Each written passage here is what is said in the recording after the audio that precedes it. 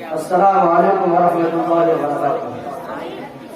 الحمد لله رب العالمين، والصلاة والسلام على أشرف الأنبياء والمرسلين، أما بعد. أعوذ بالله من الشيطان الرجيم، بسم الله الرحمن الرحيم. الذين يأكلون الربا لا يقومون إلا كما يقوم الذي يتخبطه الشيطان من المس. فقال النبي صلى الله عليه وسلم: الربا 70 حوبا أهونها كوقوع الرجل على وجهه. رئيس الحفلة المؤخر وحضرات الحكم وأساتذتنا الأفاضل وضيوفنا الكرام وزملائي في الدروس، إني أريد أن ألقي أمامكم خطبة وجيزة حول الموضوع المحدد: أسرار الربا في الإسلام.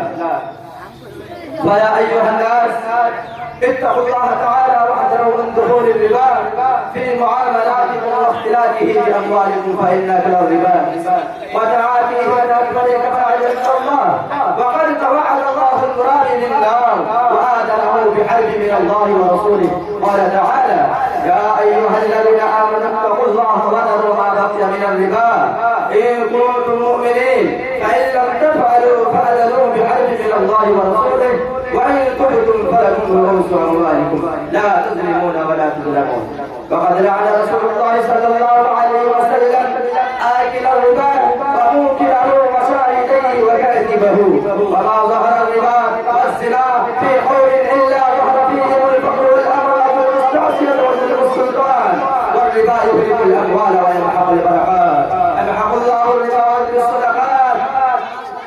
عباد الله، لقد شدد الله الوعيد على اكل الربا وجعل اكله من افحش الخبائث واكثر الكبائر بين عقوبه التراب في الدنيا والاخره، واخبر انه محارب لله ولرسوله، فعقوبه الربا في الدنيا انه يمحق بركه المال ويغرضه للطرف والزوال حتى يصبح صاحبه من اكثر الناس.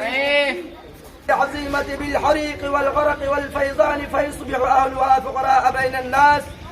وإن بقيت هذه الأموال الربوية بأيدي أصحابها فهي ممحوقة البركة، لا ينتفعون منها بشيء، وإنما يقاسون أتعابها ويتحملون حسابها ويصلون عذابها. المرابي مبغض عند الله وعند خلقه، لأنه يأخذ ولا يعطي، يزمع ويمنع، لا ينفق ولا يتصدق. سمعهم جسع تنفر منه القلوب وينبذه المجتمع. وهذه عقوبات عاجلات، وأما عقوبته عاجلة فهي أشد وأبقى. قال تعالى في بيانه: ما يلاقيه المرابي عند قيامه من قبله للحشر والنشر الذين يأكلون الربا لا يقومون إلا كما يقوم الذي يتخبطه الشيطان من المس.